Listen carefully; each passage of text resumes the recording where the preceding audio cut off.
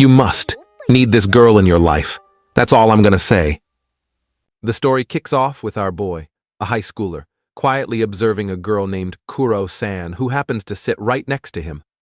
Now, he's been curious for a while what's the deal with this girl. Every day after class, while the other students are running off to freedom, Kuro stays behind, glued to her seat like it's some kind of sacred ritual. Sure, she has friends, but it's like she prefers chilling alone in the classroom instead of hanging out with them. He can't help but wonder, what is this mysterious girl up to? As Kuro's friends swing by to say their goodbyes, she gives them a quick nod, but she clearly has no plans of leaving anytime soon. Nope, she just goes right back to scribbling something in her notebook. And there, it is our boy's curiosity is piqued.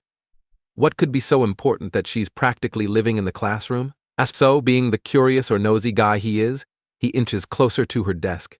He leans over, trying to sneak a peek at her secret activity. Finally, he gathers the courage to strike up a conversation, mentioning how he noticed she's always staying late. Kuro freezes, her face betraying her nerves as she realizes someone's caught on, and in that moment, the truth spills out. Turns out, Kuro's been drawing manga all this time. Yeah, you heard that right, our quiet, mysterious Kuro-san is secretly a manga artist, and the boy is floored. But instead of being weirded out, he's impressed. He compliments her artwork, telling her just how amazing her talent is. But here's the twist: Kuro doesn't buy it. She's convinced he's just messing with her, probably expecting him to laugh it off as some joke. She gave him a look so sinister, even the Joker himself would start questioning his life choices. And what did our poor MC do in response? Well, let's just say deep down, he's screaming, "What the hell did I just get myself into?"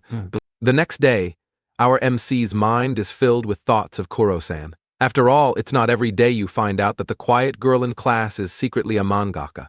But come on, is drawing manga some kind of crime? Bruh, it's like she's hiding a criminal record or something. Just as he's lost in thought, he feels a soft tap on his shoulder. He turns around and oh boy, it's Kuro-san. But wait, this isn't your regular smile. No. This is one of those grim, dark smiles that makes you feel like you've accidentally wandered into the wrong side of a horror movie. A kind of smile that sends a chill down your spine. Our boy feels an unsettling combo of being special and terrified all at once. Why is she looking at me like that? He wonders, probably regretting every life decision that led him to this moment. Kuro-san, with her eerie grin, asks if he's free after school. Yikes, fast forward to after class, and here we are, our MC, sitting down, trying to wrap his head around the manga Kuro-san's been working on. She looks at him expectantly. "So, what do you think?" And she asks. Our MC, not wanting to hurt her feelings, is sweating bullets. He doesn't know much about manga and he's painfully aware of it. "I mean, I don't really know enough to judge it properly," he stammers, trying to keep things cool. "Maybe you should show it to someone with more, actual manga knowledge." But Kuro-san? She shakes her head. Nope. She wants him to be the one to read it. No expert critiques, no professionals, and she wants his honest opinion. And just like that, our MC is now Kuro-san's unwilling accomplice in her secret manga world. There's no turning back now. Our MC starts blushing like a tomato, his heart doing somersaults. Wait, is this a proposal? His mind is racing with all the romantic possibilities, and for a split second, he's already imagining their wedding reception with panels of her manga as decorations. But just as he's about to get carried away, Kuro-san, in her ever so nonchalant way, shatters his daydreams. "I just want honest feedback from an ordinary person," she says with a straight face. You internal screaming. "Rip, my dude." Our MC is crying on the inside. Bruh, this is not the rom-com moment I signed up for. But he's got to think fast, so in a desperate attempt to shift the conversation, he suggests, "Why don't you just, upload your manga to the internet? Get some feedback from people online." Bad move. Kuro-san's face darkens, and she gives off this aura that feels like it could suck the soul out of your body. She admits, in the most chilling tone possible, that originally she wanted to keep her manga hobby a secret, but now he's involved, and as she's saying this, her energy changes, like she's on the verge of revealing some deep, dark secret. Our MC suddenly starts reevaluating his life choices, low-key fearing for his future. And now, is this how I die? But deep down, she admits she's also kind of glad. With an ominous tone, she declares, "Well, now that you're involved, you're my accomplice? Our boy's eyebrows shoot up.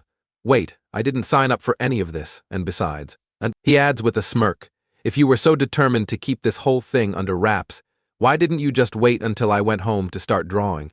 Kuroi-san stammers for a second before admitting, I thought you'd just walk by and not notice. Turns out, her genius plan was to use herself as a decoy pretending to do nothing while hiding her manga talents from wandering eyes. But since he found out, her whole disguise went up in smoke. She explains all this while furiously scribbling in her notebook, her intense focus making her look like a total airhead.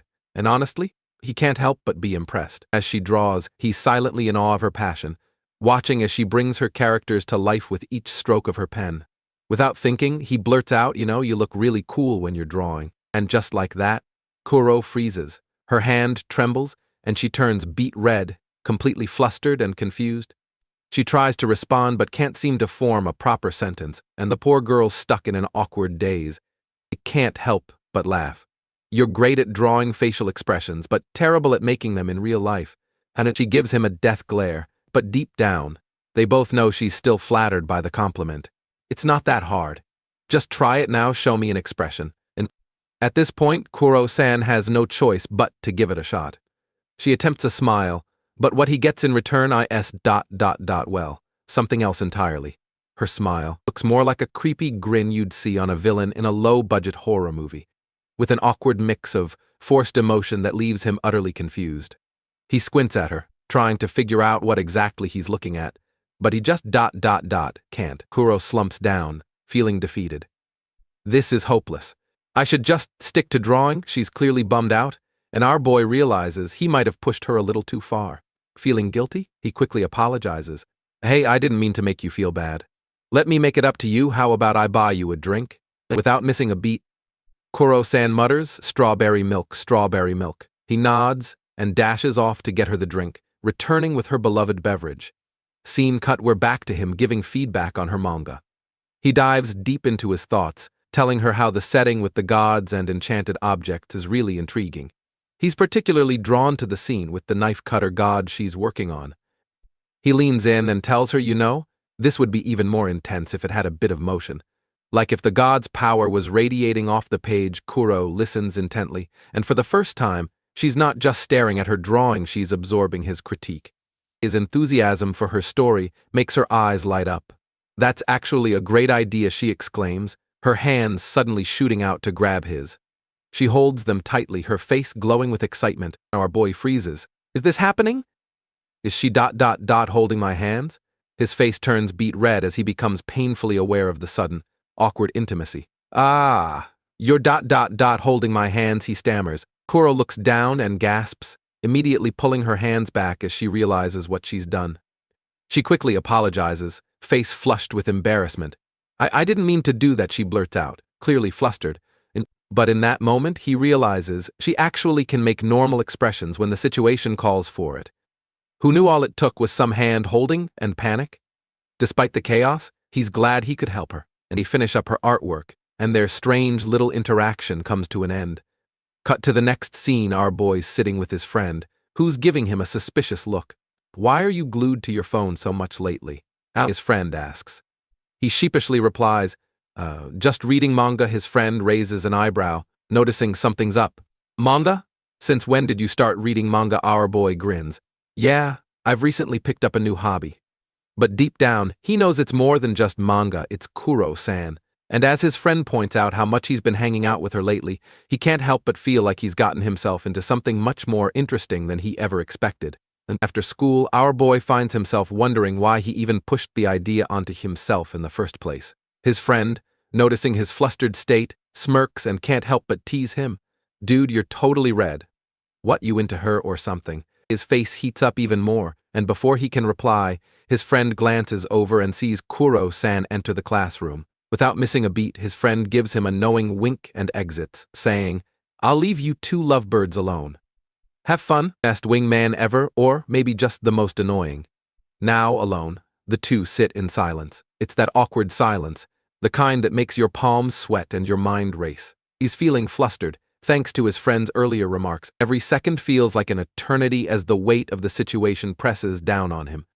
Suddenly, Kuroi-san breaks the silence by calling out to him. You know, you don't have to keep me company all the time, she says softly, her eyes focused on her manga. I'm used to being by myself. This was my routine long before we started hanging out. And she pauses, and he stares at her, not sure how to respond. She continues, clearly having overheard his earlier conversation with his friend about hanging out. I don't want you to feel tied down. You're my accomplice in this, sure, but you don't owe me anything. I was fine doing this alone before, and I don't want you to feel obligated to stick around just because of me. Her words hit him like a truck. He's been feeling the weight of his own expectations, but hearing her say it aloud makes him realize how ridiculous he's been. He scratches his head, feeling even more flustered. I guess what I'm trying to say is, I like hanging out with you. Kuroi-san's hand trembles slightly as she processes his words. She's not used to this kind of attention, let alone feelings. You're ridiculous, she mutters, trying to hide the fact that his confession has completely thrown her off balance. But despite her words, there's a soft smile creeping up on her face, a real one this time. And in that moment, he knows. Even though things might be awkward, even though he doesn't fully understand what's happening between them, something has definitely changed as the two sit there, still slightly flustered but somehow more connected. The weight of their relationship starts to shift. Accomplices? Accomplices? Maybe something more? Whatever it is, he's just glad he didn't let the moment slip away. He awkwardly admits, I kinda enjoy the time we spend together after school. He's practically sweating bullets as he asks, if it doesn't bother you, can I stick around more often? I'd like to watch you draw your manga. Kuroi-san blinks in surprise.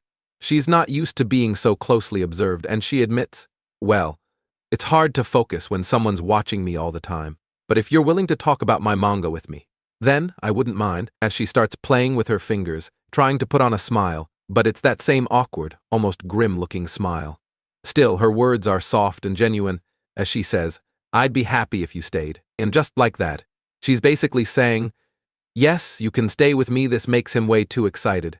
He's determined to learn how to read her strange facial expressions because, let's be honest, right now he's still got no clue what half of them mean. But just hearing that he could stay and watch her draw makes his heart race. Cue the soft romantic music in the background as we wrap up this little story. And so, ladies and gentlemen, our boy has fallen into the clutches of a girl who might just be the most lovable yandere that can't even act like a yandere. Together, they spend their after-school hours growing closer and bonding over her manga hobby. And while they haven't officially become a couple yet, trust me, we're all rooting for them.